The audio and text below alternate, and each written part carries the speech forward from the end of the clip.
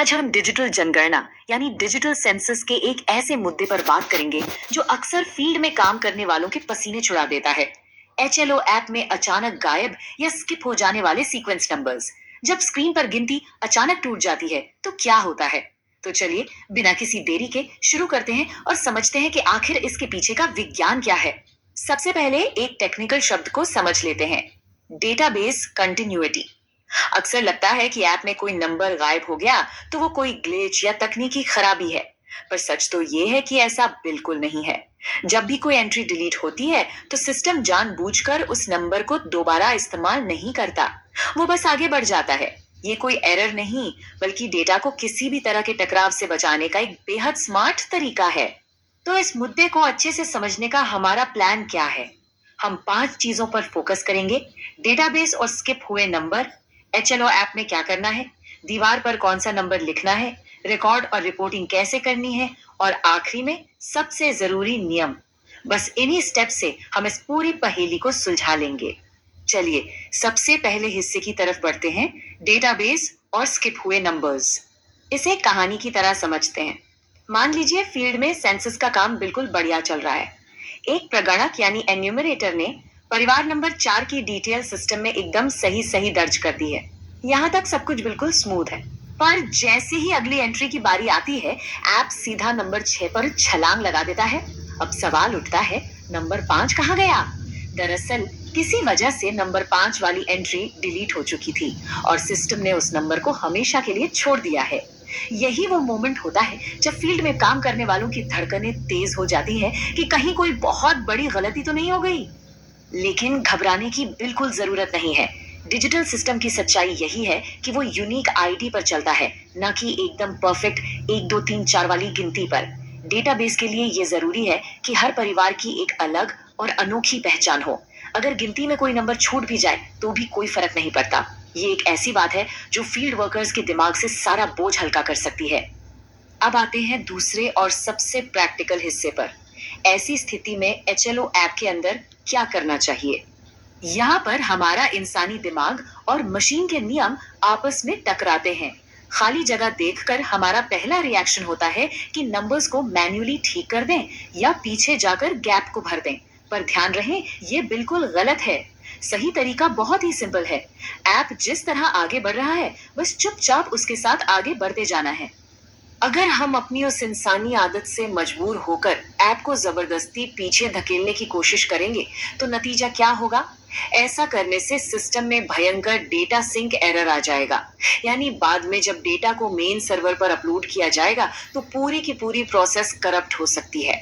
ये एक बहुत बड़ी तकनीकी मुसीबत खड़ी कर देगा। डिजिटल दुनिया की बात तो हो गई, अब तीसरे हिस्से की बात करते हैं, दीवार पर सही नंबर कौन सा होगा।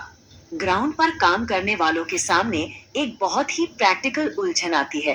जब ऐप में नंबर स्किप हो गया है और सामने खड़े असली मकानों की गिनती उससे मैच नहीं कर रही, तो आखिर उस मकान की दीवार पर पेंट या चाक से कौन सा नंबर लिखा जाना चाहिए? इसका जवाब एक बहुत ही खरे सोने जैसे नियम में छिपा है।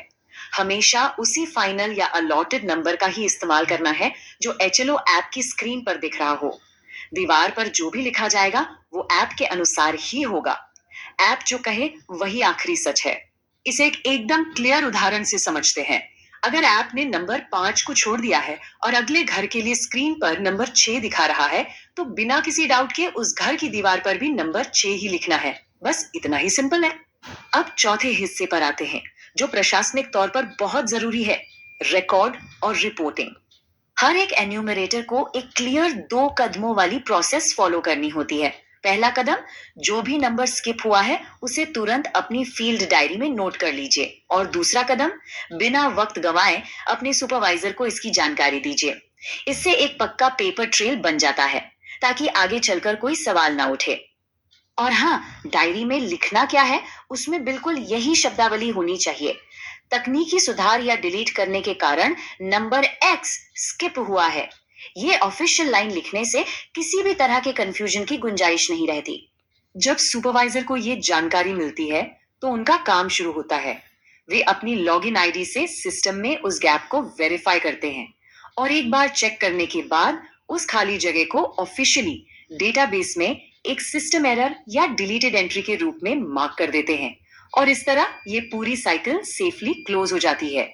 और आखिर में पांचवा हिस्सा, सबसे अंतिम और महत्वपूर्ण नियम। इस पूरे विश्लेषण की सबसे बड़ी सीख यही है, ऐप का डेटा, मकान सूची का रजिस्टर और फिजिकल दीवार पर लिखा नंबर, इन तीनों का एक दूसरे से बिल्कुल परफेक्ट मैच होना जरूरी है। कंटिन्यूटी ही सब कुछ है। भले ही नंबर 10 के बाद सीधा नंबर 12 आ रहा हो, लेकिन ये छलांग, ऐप, रजिस्टर और दीवार तीनों जगह बिल्कुल एक जैसी दिखनी चाहिए। फील्ड में जाने से पहले इसे एक क्विक मेंटल चेकलिस्ट की तरह याद कर लीजिए। पहला, छूटे हुए नंबर को छूटा ही रहने दीजिए, कोई छेड़छाड़ मत कीजिए। दूसरा, ऐप जिस तरफ आगे बढ़ रहा है उसी फ्लो में आगे बढ़िए। और तीसरा, फिजिकल मार्किंग को हमेशा डिजिटल डेटा के साथ मैच कीजिए।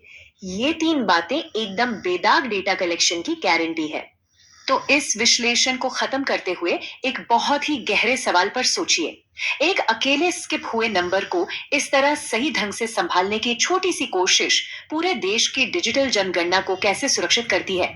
दरअसल ग्राउंड लेवल पर इन छोटे नियमों का सख्ती से पालन करना ही इतने विशाल नेशनल डेटाबेस को सटीक और भरोसेमंद बनाता है। इस जानकारी भरे सफर में हमारे साथ जुड़े रहने के लिए बहुत बहुत धन्यवाद। नई चीजें सीखते रहिए और आगे बढ़ते रहिए। कार आज